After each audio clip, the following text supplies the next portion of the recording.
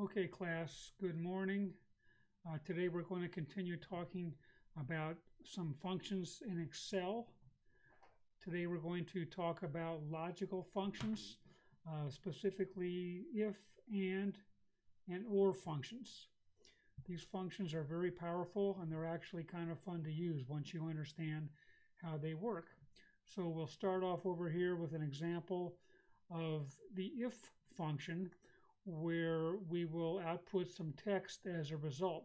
Now let's take a look here of the basic criteria of an if function. So it says here if the first thing you must put down is a logical test. So you're going to create a test condition, and then after that, after the comma, you're going to output a value if the test is true, and then a second value over here which will be output if the test is false. So very simple. You test something. If the test passes, you output one thing. If the test does not pass, you output something else. So let's take a look at an example. So over here I've created some random numbers of widgets produced, and we are going to determine if these numbers are over or under a threshold. In this example, the threshold will be 2,500. So we're going to test these numbers in this column to see if they're over or under 2,500. If they're over 2,500, we're going to output the text that says over 2,500 qualified. And if they don't pass the test, the resulting text, which will be in this column right here, will say under 2,500 not qualified. So let's see how we do that. So this is where we're going to build our if function. So we'll say equal if, and there's the if function. So we'll double click to build it. So the first thing we need to do is conduct our test. Well, our test is going to check these values in this column to see if they're over or under 2,500. So we'll click over here in the first cell, and we're going to say if that value is over 2,500, and there's our test. We'll put a comma, and the first result will be if the test is successful, and we're going to output in double quotes. Let's make it caps here. Over 2,500 qualified. Double quote to close it off. And if the test does not pass, we're going to say under 2,500 not qualified. And then close it off with a right parentheses. Press enter, and let's make this a little bigger. So let's use the autofill handle to see how this works out for us. And we'll make it bold. So now you can see that we've tested here, and the ones that are under 2,500, like these two here and all of these here, they do not pass the test. They show up as not qualified. And of course, the ones that are over 2,500 pass the test, and they show up as qualified. So very easy to use in a situation like that. Now, there's another way you can use the if function.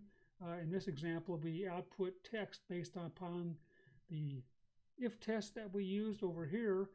I want to show you that you can output numbers based upon a calculation based upon whether the test passed or not. So here's the same set of numbers. Over here, we're going to output numbers depending on whether these are greater than or smaller than 2,500. If they're greater than 2,500, we're going to take this number and multiply it by 0.9, or take 90% of the value and put it here. If the numbers are under 2,500, we're going to take that number and we're going to multiply it by 1.5 and put it over here, increasing it by 50%. So let's see how we do that. So we'll say equal if, double click, the logical test is going to be the same, which is going to be this number greater than 2500, comma, and the first result, if it's true, is going to take this number and multiply it by 0.9. Now, there's no need to put this in double quotes here because we're not dealing with text. Okay, and a comma, and the procedure that will follow if the test fails is we're going to take this number and multiply it by 1.5. Okay, so let's see what happens here. Okay, so this number is bigger than 2500, so we multiplied it by 0.9. It makes it a little bit smaller.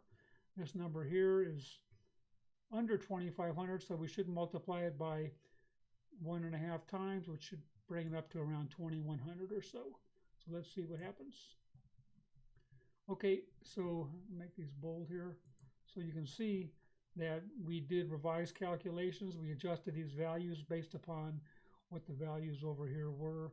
If you look at the formula up here, we tested the number in column G for over or under 2500. If it's over, we did this. If it's under, we did this. So this is how the if test and the if function works. It does a test. If the test is true, it does one thing. If the test is false, it does something else. Okay, very easy to use once you understand what it's trying to do and what it's looking for. Now let's take a look at the AND function over here. So in order for the AND function to work, you need to understand that an AND situation requires that all of the conditions that are specified be true. You have to have at least 2 conditions, and you can have as many as you want. For this test here, we'll just do 2 conditions. So the 2 conditions are, notice we've got 2 columns here, another column with a number of widgets in it, and another column here with a number of regions. So our test is going to be looking for values in this column that are over 500, and also for values in this column where the region is the west. If those 2 conditions are true, over 500 and the region being the west, the result of the AND test will be true. If both of these conditions are not true, then the result will show up as false. So for the AND function to work, both of these tests have to be true in order to get a final result of true. If one of these conditions is true but not the other one, we'll get a false, or the opposite. If one of these is true but not one of these, we'll get a false, or if they both are not true, then we'll get a false also. So there's 4 possibilities. Both are true, both are false. One is true, the other false, or the other true, and this one false. So of the 4 combinations, the only one that passes the AND test is where both of these conditions are true. So let's take a look at how this works. So I say equal AND D, we'll double click. So we have to do 2 tests here. Logical test 1 will be this value here being greater than 2500. And then the second test will be this value over here equaling the west. Since we're comparing on a alphanumeric, we must enclose it in double quotes. And it must match the spelling exactly also. So that's all there is to it. If these 2 values are true, then the result will be true. Let's see what happens here. Okay, so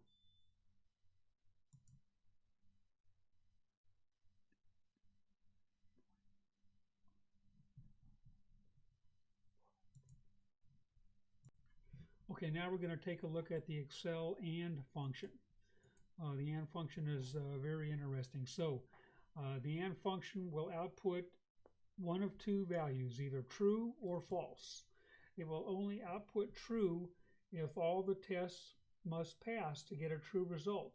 you can test on 2 or more conditions. If one test fails or all the tests fail, the result will be false. The only way to get a true result is if all tests pass. Otherwise, you will get a false. So let's take a look over here. We have 2 columns of information, the number of widgets and a region. So we are going to get a result in this column over here, and the result is going to be either true or false. We are going to test in our AND condition whether the values in this column are greater than 500. We are going to test whether the values in this column are equal to the west. So in order to get a true result, this value over here in this column will have to be bigger than 500, and this column here will have to be showing from the west. So let's see how we do that. So we say equal, and we'll double click. You can see it's looking for at least 2 tests here, and that's it. And then you close it off with a parentheses. So we'll say equal, and this value here has to be greater than 500, comma, and the second test is this value over here has to equal west. Now, when you're doing a alphanumeric comparison like this, you have to enclose it in double quotes and spell it exactly like it is in the original, and then close it off with a double quote. So our first result is true. This is greater than 500. This is from the west. If we use the autofill handle to drag down here, we'll see how it evaluates the rest of them. Second one here, certainly bigger than 500, but it's not in the west, so we get a false. Under 500 here, not in the west, they both fail, we get a false. We don't get another true until right over here, bigger than 500 and west. Bigger than 500, west. Bigger than 500, east, we get a fail. So you can see that we're only having 4 different true results where bigger than 500 and equal to the west. Now I want to show you something over here where we are going to do an if function, and we're going to test to see what this value is right here. And whatever the value is here, we're going to reverse it in this column here. We're going to reverse the result. So if we have a true here, we're going to print out a false. If we have a false here, we're going to print out a true. And the reason I'm showing you this is because I want you to realize that if you do a comparison in an if test against a logical result, true or false, you do not need to enclose it in double quotes, even though it is a text. Unlike other comparisons, like, for example, if you're comparing a test to this value here, it's got to be in double quotes. But if you're comparing against a logical result, either true or false, you do not need to put it in double quotes. So let's build the if function. So we're testing right here, and if this equals true, then the result is going to be false. Now the result text is in double quotes because it's not really logical, it's just some hard-coded text. And then of course, if this test fails over here, then we're going to print out true, which would be just the opposite. So if we use the autofill handle and drag down, now we can see that we've effectively reversed everything from this column here. We've just reversed everything by testing to see what it is, and if it's true, passing the test, we output false. If this test is false, then we output true. Okay, now let's talk about the OR function over here. The OR function works like the AND function with somewhat of a different testing criteria. To get a true result from the OR function, only one of the conditions tested must pass, or all of them. Either way, the result is true. The only way to get a false result from an OR test is if none of the conditions pass the test. So if you look over here, we're going to test under two criteria. We're going to test funds generated, and we're going to test to see if these funds are over $100,000. And we're going to test the rating in stars. If the rating is over 3, which would be a 4 or a 5, this will pass here. So if this test passes, or this test passes, or both of them pass, then we will get a true where this will qualify as a tier 1 contributor. So the only way we'll get a false over here is if both of these tests do fail. So either this one passes, or both of them pass. They'll all give you a true, otherwise we'll get a false. So let's build the OR function. Equal OR, double click. The first test is going to be this one here, compared to 100,000, comma, and the second one here will be compared to, has to be greater than 3. Close it off with a parentheses. Okay, the first one failed because this is under 100,000 and this is not greater than 3. So bring it down with the autofill handle. Now we can see we're getting a true in the second one here because this is greater than 100,000. This is not, but it doesn't matter because one of them is true, so we get a true result. This is false because under 100,000 and certainly less than 3. This one here, over 100,000, over 3, it's true. They're both true, so we get a true. Here, this one is true, we get a true. Next false we get is right down here, under 100,000 and under 3. So the OR condition only requires one or the other or both of these to be satisfied to get a true result. So there you have it, the if, and OR functions in Excel. Hope you enjoy this little test here. I'm going to give you a little practice worksheet to test out your knowledge of how these work.